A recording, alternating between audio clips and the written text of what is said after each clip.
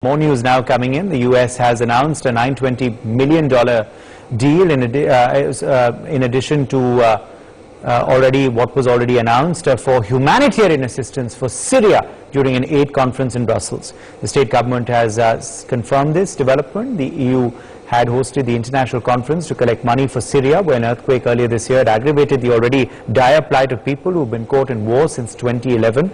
The announcement brings the total U.S. humanitarian assistance to Syria and the region this year to $1.1 billion and almost $16.9 billion since the start of the country's war.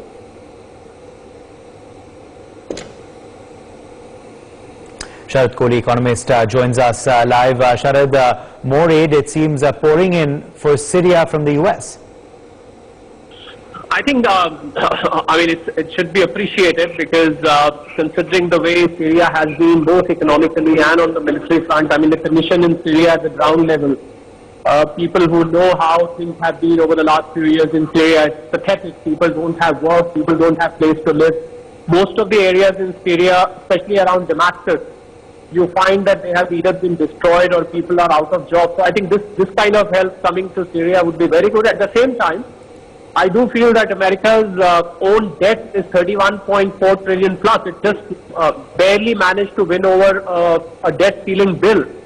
So I'm sure America's administration and America's financial think tank must also be keeping a tab on what's the situation back home, because America's fiscal situation right now is not very, very healthy. The overall debt to GDP ratio is more than 20 to 25%, which is not considered as very good. So I think America, I'm sure, has done a little bit of introspection before sanctioning this kind of money. While on humanitarian grounds, it's a very welcome move because people in Syria are in dire trouble. They've been leading a very, very pathetic life. And I think this help will come as a big relief to the people of Syria.